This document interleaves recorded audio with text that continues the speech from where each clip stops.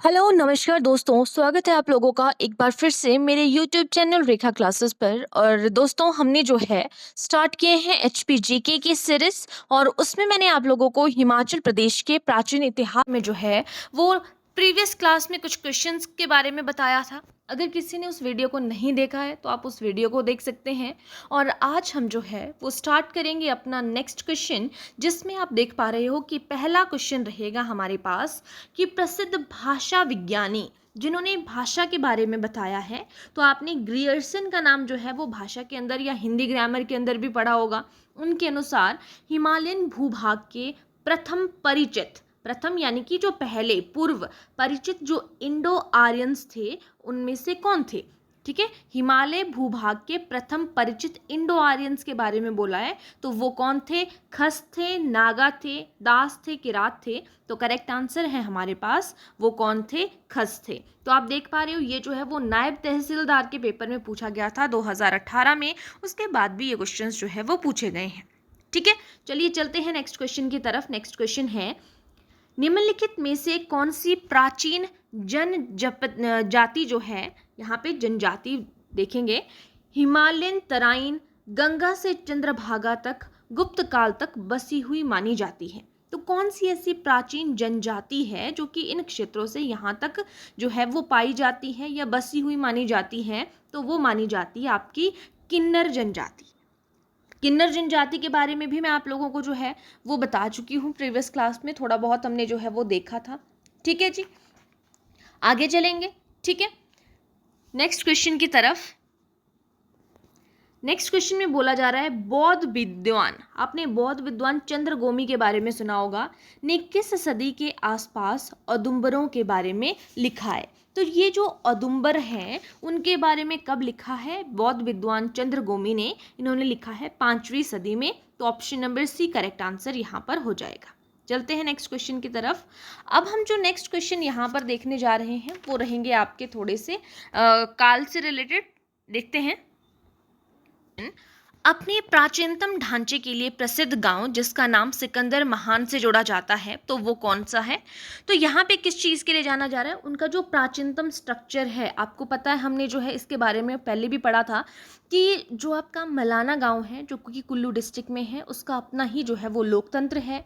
वहाँ पर जामलू यानी कि जमदग्नि ऋषि जो कि परशुराम के पिता हैं, उनसे जो है रिलेशन देखा जाता है। ठीक है, तो यहाँ पे प्राचीनतम ढांचे के लिए प्रसिद्ध गांव जिसका नाम सिकंदर महान से जोड़ा जाता है। एक क्वेश्चन यहाँ पे ये आ जाता है कि सिकंदर महान से किस गांव का नाम जोड़ा जाता है और वो कौन सी डिस्ट्रिक्ट में है? तो वो मलाना गांव से जो है वो सिकंदर महान का नाम जो है वो जोड़ा जाता है। और वो कहाँ पर है, कौन से डिस्ट्रिक्ट में है? कुल्लू डिस्ट्रिक्ट में है। ये चीज़ आप लोगों ने यहाँ पे याद रखनी है। ठीक है, एक हम सिकंदर के बारे में पढ़ते हैं कि सिकंदर कौन था, है ना। जो हम यहाँ पे सिकंदर महान से जो जोड़ा जा रहा है ना इसका नाम, तो सिकंदर कौन था? सिकंदर के आक्रमण के बारे में हम थोड़ा सा देख लेते हैं कि ये जो सिकंदर है इसका आक्रमण कब हुआ है या इनके बारे में हमें क्या पता होना चाहिए। तो सिकंदर ने, आपको पता है 326 बीसी बिफोर क्राइस्ट के टाइम के बारे में बात कर रहे हैं। तो क्वेश्चन आपसे पूछा जाता है कि सिकंदर महान या सिकंदर ने जो है वो भारत पर आक्रमण कब किया था? तो उन्होंने किया था 326 बीसी में किया था। और कहाँ पर और किस नदी पर पहुंच गया था? तो वो ब्यास नदी के तट पर या ब्यास नदी तक पहुंच गया था जब उन्होंने आक्रमण किया था। ठीक है, तो व्यास नदी की थोड़ी सी मैं आपको यहाँ पे बताऊँ तो सिकंदर के जो सैनिक हैं उन्होंने व्यास नदी में, बहुत ज़्यादा तूफान उस टाइम पे आया था जिस टाइम पे वो आक्रमण हो रहा था। तो व्यास नदी के आगे जाने से उन्होंने इनकार कर दिया था क्योंकि नदी बहुत ही ज़्यादा उफान पे थी। ठीक है, और सिकंदर कब, एक क्वेश्चन और पूछा जाता है, सिकंदर का सबसे प्रमुख सेनापति कौन था? तो आपने जो है वो कोइनोस का नाम सुना होगा। सिकंदर का सबसे महान जो सेनापति है वो था कोइनोस। सिकंदर ने व्यास नदी के तट पर अपने भारत अभियान की निशानी के तौर पर क्या किया था? तो उन्होंने 12 स्तूपों का निर्माण करवाया था। आपने ये चीज़ भी ध्यान रखनी है, अगर आपसे पूछा जाए कि 12 स्तूपों का निर्माण जो है वो किसने करवाया था, तो वो 12 स्तूपों का निर्माण जो है वो किसने करवाया था? सिकंदर ने करवाया था। ठीक है, ये आपने ध्यान रखना है। और अब अगर हम देखें तो वो आज को नष्ट हो चुके हैं, इतना आपको याद रखना है। ओके, चलिए आगे चलते हैं नेक्स्ट क्वेश्चन की तरफ। अपनी भारत विजय में अपनी भारत विजय के बीच में, जब वो भारत की विजय थी उसके बीच में, व्यास नदी से आगे न बढ़ने से या आगे न बढ़ने के सिकंदर के निर्णय का मुख्य कारण क्या था? अभी मैं आप लोगों को सारी चीज़ें यहाँ पे बता चुकी हूँ कि जब वो भारत को विजय कर रहे थे तो वो आगे नहीं बढ़ पा रहे थे। उसका रीज़न क्या था, किस वजह से वो जो है वो आगे नहीं बढ़े थे? तो पहली ऑप्शन आप यहाँ पे देख रहे हो, व्यास तथा अन्य नदियों में आई बाढ़। बहुत जगह पर जो है वो बाढ़ आई थी इस वजह से। या भारतीय शासकों द्वारा इकट्ठी की गई बड़ी सेना का डर था कि भारतीय शासक जो थे उन्होंने बहुत बड़ी सेना इकट्ठी की थी कि जिससे वो हार जाते, इस वजह से नहीं गए। या अपने सरदारों का जो विद्रोह था, जो उसके सरदार थे उन्होंने विद्रोह किया था, या ये कारण था, है ना। एक और ऑप्शंस देखें यहाँ, भविष्य वक्ताओं की सलाह, कि उनके जो भविष्य बताने वाले थे उनकी सलाह, तो क्या था यहाँ पे रीज़न।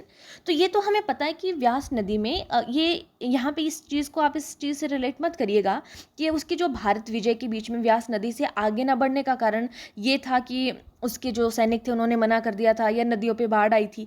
वो चीज़ें तो थी, वो चीज़ें तो हमारी नॉर्मल तरीके से बात हो रही थी कि ऐसा तो था, लेकिन मेन रीज़न क्या था, तो वो था आपके, वो ब्यास नदी से आगे उसकी तो इच्छा थी, सेना बेशक मना कर देती, लेकिन उसकी क्या था, उसको भविष्य वक्ता की सलाह जो थी, जो भविष्य बता सकते थे, उनकी सलाह पर जो है उसने ये निर्णय लिया था। तो हमारा जो ऑप्शन नंबर डी है वो करेक्ट आंसर यहाँ पर हो जाएगा। अब आ जाते हैं नेक्स्ट क्वेश्चन की तरफ। सिकंदर ने किस वर्ष व्यास नदी के तट पर कदम रखा था? तो कौन सी डेट थी? 326 बीसी थी, 221 एडी थी, एनो डोमिनी एडी यानी कि BC means before Christ, and 550 AD थी और 50 बीसी थी। तो करेक्ट आंसर क्या हो जाएगा? सिकंदर ने किस वर्ष व्यास नदी के तट पर कदम रखा था, या फिर उसने भारत पर का आक्रमण कब किया था? दोनों की डेट सेम पड़ती है।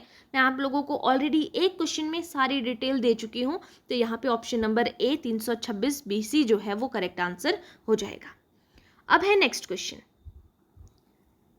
अशोक द्वारा हिमाचल प्रदेश की पोंटा घाटी में, जो हिमाचल प्रदेश की पोंटा घाटी है कौन से डिस्ट्रिक्ट में है? सिरमौर डिस्ट्रिक्ट में।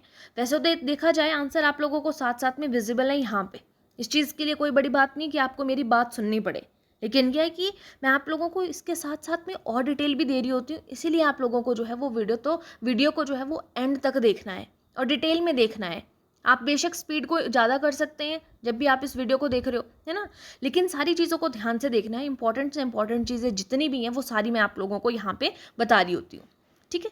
तो यहाँ पे क्या बोला गया है कि अशोक द्वारा हिमाचल प्रदेश की पोंटा घाटी, जो कि सिरमौर में है, में निर्मित एक स्तूप है को एक मुसलमान शासक ने दिल्ली में कहाँ स्थानांतरित किया? पोंटा घाटी में बना था वो स्तूप, और जो एक मुसलमान शासक था उसने उसको दिल्ली में स्थानांतरित किया था। दिल्ली में कहाँ स्थानांतरित किया है? तो वो है हमारा फिरोज शाह कोटला, ठीक है। फिरोज शाह कोटला में जो है उसको जो है वो स्थानांतरित किया गया था। इतनी चीज़ आप लोगों को यहाँ पे पता होनी चाहिए। अब चलेंगे यहाँ पे कुछ क्वेश्चंस में आप लोगों को कुछ और जो है वो शेयर करती हूँ। जैसे कि हम सिकंदर के बारे में बात कर रहे थे, तो किस नदी के तट पर सिकंदर ने 12 स्तूपों का निर्माण करवाया? आपको पता चल गया कि वो करवाया था आपके फिरोज शाह कोटला, तो इसका आंसर था। तो उन्होंने क्या, कहाँ पे करवाया था? सिकंदर ने 12 स्तूपों का निर्माण करवाया था ना, इसके बारे में हमने बात की। तो जो 12 स्तूप थे उसका निर्माण करवाया था किस नदी के तट पर करवाया था? व्यास नदी के तट पर करवाया था। यहाँ से क्या चीज़ बनती है कि व्यास नदी को किस नाम से जाना जाता था? हाइपेसिस के नाम से जाना जाता था, ठीक है। एक नाम आपने ये भी याद रखना, हाइपेसिस जो है वो किसका नाम है? वो व्यास नदी का नाम है। दूसरा क्वेश्चन, उस सेनापति का नाम क्या था जिसने सिकंदर को भारत विजय के लिए आगे न बढ़ने के लिए मना किया था, कि भारत विजय में उसको आगे नहीं बढ़ना है? जो भविष्य वक्ता भी थे या कोई भी थे जिन्होंने उस चीज़ के बारे में बताया था, तो उसका करेक्ट आंसर क्या हो जाएगा? वो थे कोइनोस थे। उन्होंने मना किया था कि उन्हें जो है वो भारत विजय में इससे आगे नहीं बढ़ना है। तो कोइनोस कौन था? उसका प्रमुख सेनापति था। ये भी चीज़ आपने यहाँ पे याद रखनी है। तीसरे क्वेश्चन पे आ जाते हैं। नेक्स्ट है हमारे पास कि अशोक के बारे में भी हम बात करते हैं, हमने किया, ये इससे रिलेटेड भी कुछ क्वेश्चन है कि अशोक ने हिमाचल प्रदेश के किस स्थान पर कुछ स्तूपों का निर्माण करवाया है, ठीक है। तो उन्होंने हिमाचल प्रदेश में जो कुलुत की वादी है ना, कुलुत यानी कि कुल्लू के बारे में बात करें तो कुलुत की वादी में जो है उन्होंने जो है वो स्तूप का निर्माण करवाया। अगर हिमाचल प्रदेश के बारे में बात करें, एचएस के पेपर में ये पूछा गया क्वेश्चन था। नेक्स्ट क्वेश्चन पे आते हैं, जैसे कि भारत आक्रमण के बीच में सिकंदर को व्यास नदी पार किए बिना स्वदेश लौटने के लिए कौन सा कारण जिम्मेदार था। जैसे कि मैंने क्या कहा था, हमने क्वेश्चन पीछे डिस्कस किया कि जो भविष्यवक्ता, जो भविष्य बताने वाले हैं, उन्होंने मना किया था, या हम ये भी बोल सकते हैं कि ज्योतिषियों ने उनको मना किया था। ये भी एचएस के पेपर में पूछा गया क्वेश्चन है, याद रखिएगा। उसके अलावा हम अशोक के बारे में भी पढ़ते हैं। हमने अशोक के बारे में भी देखा। ये सारी चीज़ें हम मौर्य काल और मौर्योत्तर काल के टाइम के बीच के टाइम की बात कर रहे हैं यहाँ पे, ठीक है। तो यहाँ पे अगर हम अशोक के बारे में बात करें, अशोक ने हिमाचल प्रदेश में बौद्ध धर्म का प्रचार करने के लिए किस भिक्षु को भेजा था। आपको महेंद्र और संघमित्रा का पता है कि अशोक ने जो है उनको कहाँ पर भेजा था, श्रीलंका भेजा था बौद्ध धर्म का प्रचार करने के लिए, है ना। तो यहाँ पर जो है, यहाँ पे मध्यम है, ये आपने याद रखना, इनका नाम है मध्यम। तो अशोक ने जो है वो मध्यम को हिमाचल प्रदेश में बौद्ध धर्म के प्रचार के लिए भेजा था। लास्ट क्वेश्चन इससे रिलेटेड, जो सिकंदर से रिलेटेड है, वो भी देख लेते हैं कि सिकंदर ने भारत विजय के अंतिम बिंदु की पहचान के लिए क्या किया था, कि भारत विजय का अंतिम बिंदु है। तो उसने जो है वो क्या किया था, 50 क्यूबिक ऊंचाई जो हाइट है उसकी हम बात कर रहे हैं, उसकी जो है वो वर्गाकार पत्थरों की 12 वेदियां जो है वो व्यास नदी के ऊपरी तट पर बनवाई थी, ठीक है। ये चीज़ आपने यहाँ पे याद रखना। अगर उसकी हाइट पूछी जाए तो 12 क्यूबिक ऊंचाई जो है उसकी देखने को मिलती है, ठीक है जी। इतनी चीज़ें आप लोगों ने यहाँ पे ध्यान रखनी है। और अशोक के बारे में मैं थोड़ा सा आप लोगों को यहाँ पे डिटेल दे दूँ, जो भी हमारी इंपॉर्टेंट चीज़ें रहती हैं अशोक के बारे में, जो चीज़ें आपको पता होनी चाहिए। कुछ चीज़ें मैंने आपको बता दी कि इन्होंने जो है वो मध्यम को हिमाचल प्रदेश में भेजा था। तो चंद्रगुप्त मौर्य के जो पोते अशोक थे, इनके हम बारे में बात कर रहे थे। तो मध्यम और 4 बौद्ध भिक्षुओं को हिमाचल प्रदेश में धर्म के प्रचार के लिए भेजा था, लेकिन सिर्फ मध्यम के बारे में हम बात करते हैं क्योंकि वो मेन रहते हैं। और हैंसोंग ने, उनके अनुसार अगर हम बात करें तो अशोक ने कुल्लू और कांगड़ा में बौद्ध स्तूपों का निर्माण करवाया था। आपसे पूछ लिया जाए कि हैंसोंग के बारे में अगर बात की जाए कि हैंसोंग कहते हैं कि अशोक ने जो है, अगर हम बात करें हिमाचल प्रदेश में, तो कहाँ कहाँ पर बौद्ध स्तूपों का निर्माण करवाया है। तो एक हमारी कुल्लू रहती है और एक हमारा कांगड़ा है। तो यहाँ पर इन्होंने बौद्ध स्तूपों का निर्माण करवाया है। कुल्लू के कलथ और कांगड़ा के चैंतड़ू में अशोक निर्मित स्तूप हैं। ये जो मैंने अभी बताया आपको कि कुल्लू में और कांगड़ा में बौद्ध स्तूपों का निर्माण करवाया है। तो कुल्लू की कौन सी जगह है, कुल्लू की जगह है आपके पास कलथ, ठीक है। कुल्लू के कलथ और कांगड़ा का कौन सा है, कांगड़ा के चैंतड़ू नामक जगह है। 2 चीज़ें आपने यहाँ पे याद रखनी है, कांगड़ा का चैंतड़ू, वहाँ पर अशोक निर्मित स्तूप आपको देखने को मिलते हैं, ठीक है। कलसी नाम की जगह भी आपने सुनी होगी कि कलसी यानी कि कलसी कालसी, ठीक है। कलसी या कालसी ये कहाँ पर है, उत्तराखंड में है, ठीक है। तो उत्तराखंड में भी अशोक के शिलालेख पाए जाते हैं। और हिमाचल या हिमालय क्षेत्र में बौद्ध धर्म के प्रचार के लिए मध्यम के साथ में जो 4 बौद्ध भिक्षु आए थे, उनके वैसे नाम आपको पता नहीं होना चाहिए, मध्यम जो है वो मेन है। अगर ये पूछ लिया जाए कि साथ में 4 कौन कौन से थे, तो उसमें कसप गोता आता है, दूसरा धुंधी विसारा आता है, तीसरा सहदेव है, आप पांडवों के सहदेव से भी इस चीज़ को याद रख सकते हो, और मूलक देव हैं। ये चीज़ें आपने यहाँ पे याद रखनी है। और हिमाचल प्रदेश में जो बौद्ध धर्म का प्रवेश हुआ था वो कब हुआ था, तो 242 बीसी में जो है हिमाचल प्रदेश में बौद्ध धर्म का या बौद्ध धर्म का प्रवेश हुआ था। ये चीज़ आपको पता होनी चाहिए। और 210 बीसी के आसपास मौर्य साम्राज्य का पतन जो है वो शुरू हो गया था और 150 बीसी में शुंग वंश की स्थापना से पूर्ण हो गया था। ये चीज़ आपने याद रखनी है। तो आपको शुंग वंश की स्थापना कब हुई है, 150 बीसी में। तो उससे पहले जो है ये सारी चीज़ें, यानी कि इनका जो पतन है वो हो चुका था, इसके बारे में हम यहाँ पे बात कर रहे हैं, ठीक है। एक क्वेश्चन इंपॉर्टेंट रहता है जब हम इस टाइम पे बात कर रहे हैं, मौर्य काल, मौर्योत्तर काल का टाइम आ रहा है, तो एक क्वेश्चन आपने और याद रखना है। जो कनिष्क का सिक्का मिला है वो कहाँ पर, हिमाचल प्रदेश में कनिष्क का एक सिक्का मिला है, तो वो कहाँ पर मिला है उसका आपको पता होना चाहिए। कनिष्क एक कुषाण वंश का शासक है, ये चीज़ आपको याद होनी चाहिए पहली बात। और इसका जो सिक्का मिला है वो कहाँ पर मिला है, कांगड़ा में मिला है, ये चीज़ आपको याद रखनी है। और कांगड़ा में कहाँ पर मिला है, कनिहारा में मिला है, कांगड़ा के कनिहारा में मिला है। इस चीज़ को आपने याद रखना है। और पहाड़ी राजा जो है वो कुषाणों के साथ अपने सिक्के चलाने के लिए भी स्वतंत्र थे। इतनी चीज़ आपको याद रखनी है। चलिए अब चलेंगे हम अपने नेक्स्ट क्वेश्चन की तरफ। हैंडसॉन्ग ने भारत की यात्रा किस वर्ष की? आपको बताएं कि जितने भी क्वेश्चंस मैं आप लोगों को इस सीरीज में बता रही हूँ, सारे के सारे क्वेश्चंस जो हैं वो बहुत ही ज़्यादा इंपॉर्टेंट है। और आपने बार बार देखा होगा कि ये आपके किसी ना किसी एग्जाम में ज़रूर देखने को मिले हैं क्वेश्चन। और आपके सामने मेंशन जितना किया है ना, उसके अलावा भी आज हम 2025 के लिए अगर तैयारी कर रहे हैं तो यहाँ तक भी बहुत बार ये क्वेश्चन जो है वो पूछे गए हैं। ठीक है, तो यहाँ पे देखेंगे क्या बोला गया है। हैंडसॉन्ग के बारे में आपने सुना है, थोड़ा सा हम हैंडसॉन्ग के बारे में जो है वो स्टोरी जानते हैं, फिर उसके बाद हम जो है वो इससे रिलेटेड जितने भी क्वेश्चंस आएंगे उनको हम फटाफट से कर लेंगे। हैंडसॉन्ग जो है, पहली बार ये चीज़ आपने याद रखनी है कि हैंडसॉन्ग का रिलेशन जो है, अगर हम कालों के बारे में बात करें कि कौन से काल से रिलेटेड है, तो गुप्तोत्तर काल से रिलेटेड है। पहली बात आपने ये याद रखनी है। ठीक है, कौन से टाइम से रिलेटेड है?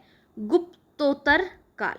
ठीक है, एक गुप्त काल है, एक गुप्तोत्तर है। जैसे मौर्य है और मौर्योत्तर काल है, वैसे गुप्तोत्तर काल से रिलेटेड है, जिसमें हमारे कौन कौन से आते हैं? हुण आते हैं। हुणों का आक्रमण हुआ था गुप्तोत्तर काल में। हर्षवर्धन के टाइम पे हम बात करते हैं। तो यहाँ पे क्या याद रखना है आपने कि जो हर्षवर्धन के टाइम पे हैंडसॉन्ग के बारे में हम पढ़ते हैं। हर्षवर्धन जो है वो भारत की गद्दी पर बैठा, वो कब बैठा, उसके शासनकाल में हैंडसॉन्ग ने भारत की यात्रा की, ये सारी चीज़ें हमारे पास आती हैं। ठीक है, तो जैसे जैसे आती हैं चीज़ें मैं आपको बताती चलती हूँ। तो पहले इस क्वेश्चन के ऊपर आ जाते हैं। पहले मैंने आपको क्या कहा कि कौन से काल से रिलेटेड है हैंडसॉन्ग का रिलेशन, कौन से राजा के टाइम पे आता है? तो हर्षवर्धन के टाइम पे आता है। हर्षवर्धन के टाइम पे जो है वो हैंडसॉन्ग जो है आया था।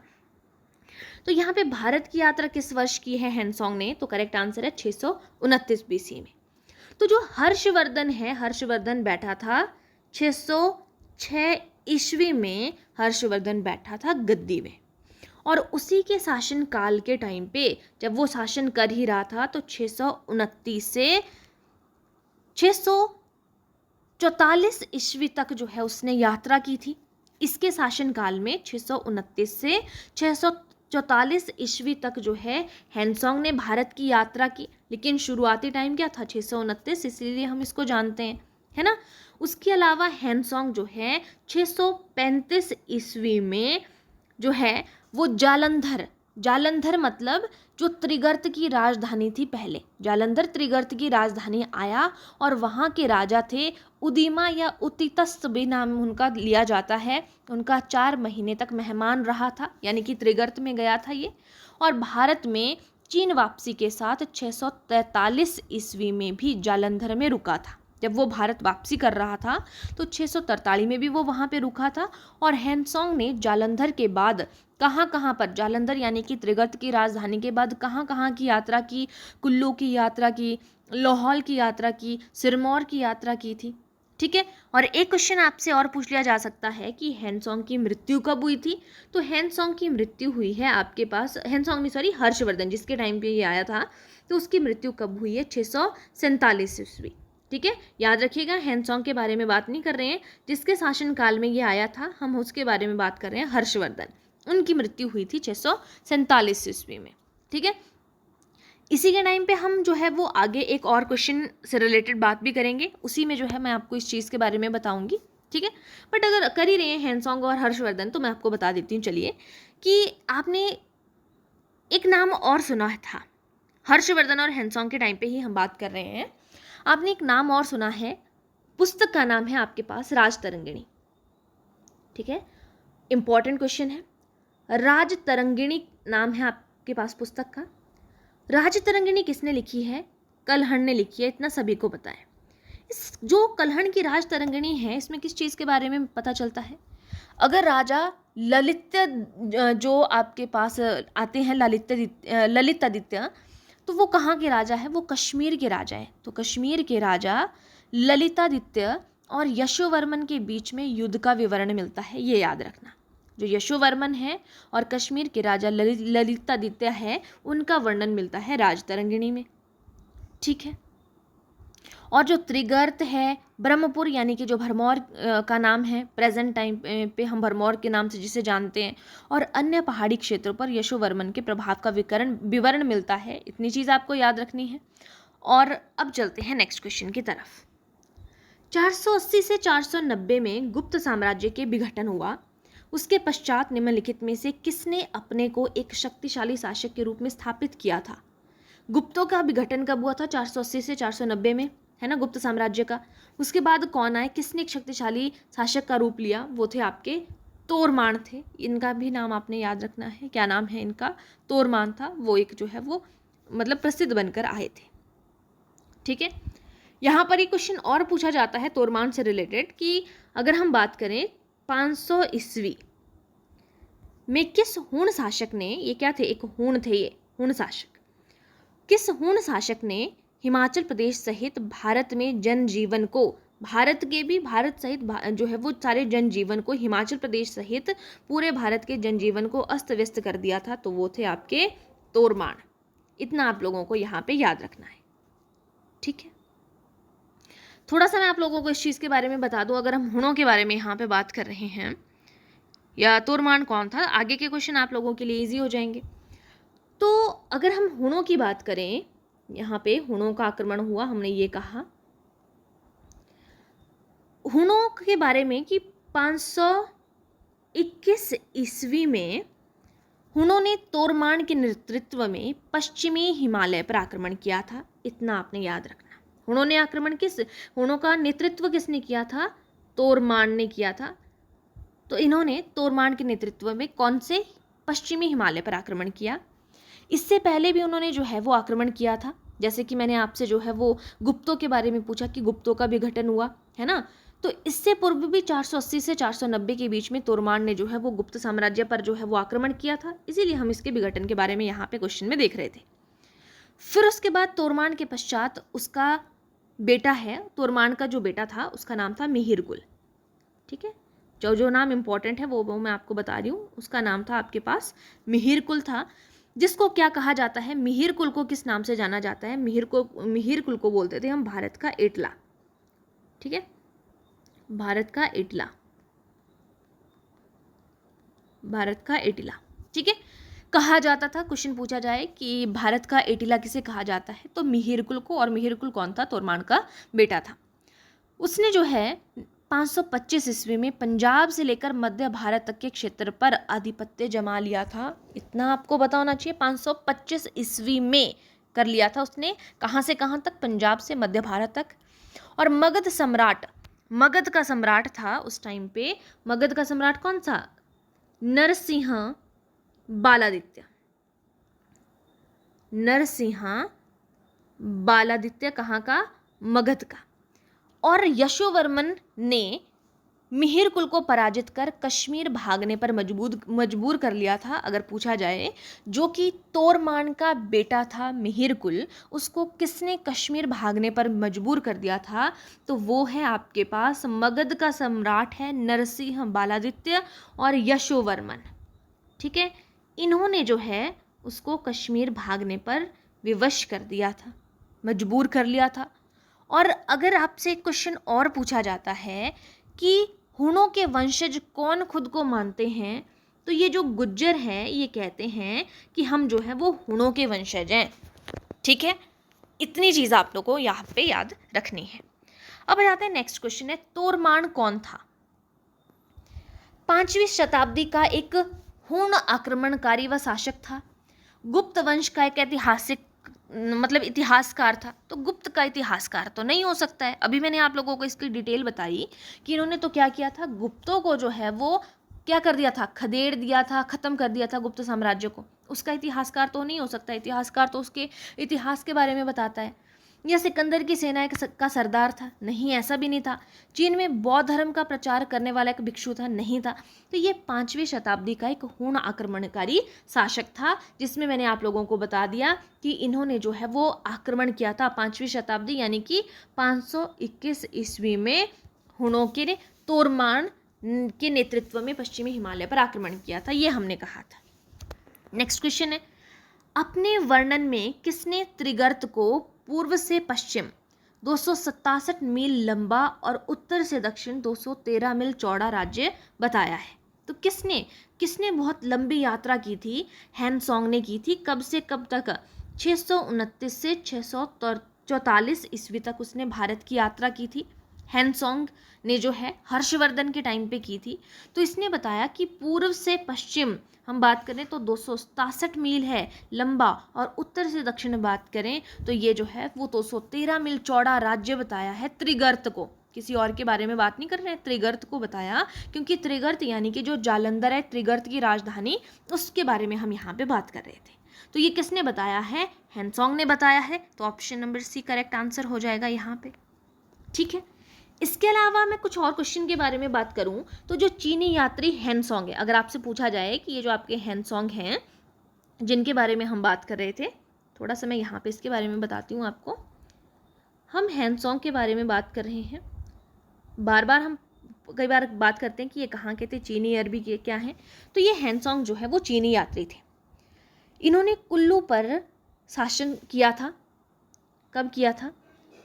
500 सन 500 की बात कर रहे हैं हम यहाँ पे। सन 500 में कुल्लू पर किसका शासक था, ये यहाँ पे बात कर रहे हैं कि हैनसोंग जो कि चीनी यात्री थे, सन 500 में कुल्लू पर किसका जो है, ऐसे तो हम बोलते हैं कुल्लू राज्य की स्थापना किसने की? बिहंग मणिपाल ने की, है ना। कुल्लू से रिलेटेड जब हम बात करते हैं तो सन 500 में किसका था? तो बिहंग मणिपाल के बारे में बात कर रहे हैं। बिहंग मणिपाल जो है वो क्या है? चीनी यात्री, उन्होंने कुल्लू पर जो है वो शासन किया था। दूसरे क्वेश्चन के बारे में बात करते हैं। हम हर्षवर्धन के टाइम पे बात कर रहे थे। तो एक नाम आता है हमारे पास फरिश्ता। इंपॉर्टेंट क्वेश्चन है सारे के सारे, ये मत लीजिएगा कि अगर ये रिटन पेपर बताए जा रहे हैं तो इंपॉर्टेंट नहीं होंगे, मोस्ट इंपॉर्टेंट। जो फरिश्ता हैं उनके अनुसार अगर बात करें, कन्नौज के किस राजा द्वारा नगरकोट के राजा को पराजित करने के बारे में कहा गया था? कन्नौज का कौन सा राजा था, ऐसा पूछा जा रहा है। किसने ये कहा था? कन्नौज के किस राजा द्वारा नगरकोट के राजा को पराजित करने के बारे में बात हुई थी? तो नगरकोट का राजा था हमारे पास हर्षवर्धन, उसको पराजित करने के बारे में बात की थी कन्नौज के राजा ने। और हर्षवर्धन कहाँ का था? नगरकोट का था। इस तरीके से आपने याद रखना। तीसरा क्वेश्चन मैंने आप लोगों से एक और क्वेश्चन डिस्कस किया था कि 500 ईस्वी में किस सौण शासक ने हिमाचल सहित भारत में जनजीवन को अस्त व्यस्त कर दिया था? तो उसमें आता है हमारे पास तोरमान का नाम। तो ये थे हमारे आज के इंपॉर्टेंट क्वेश्चन, जिसमें मैंने आप लोगों को गुप्तोत्तर काल से संबंधित चीज़ों के बारे में भी बताया। ठीक है, उसके अलावा हमने जो है वो मौर्य काल और मौर्योत्तर काल से रिलेटेड क्वेश्चंस के बारे में भी हमने बात की। ठीक है, तो ये सारी की सारी चीज़ें आप लोगों को जो है वो याद रखनी है।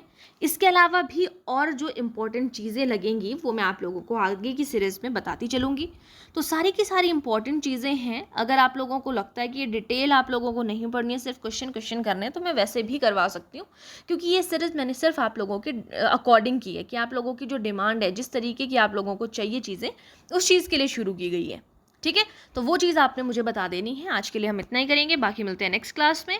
अगर आप लोगों को सीरीज़ अच्छी लगती है, जो भी मैंने क्लासेस डाली होती हैं या जो भी चीज़ें मैं आपको डिटेल प्रोवाइड करा रही होती हूँ, अगर आपको वीडियो पसंद आती है तो प्लीज़ वीडियो को लाइक कर दीजिएगा और चैनल को सब्सक्राइब कर दीजिएगा, बेल आइकन को प्रेस करिएगा ताकि नोटिफिकेशन सबसे पहले आप लोगों के पास पहुँच सके। Thank you.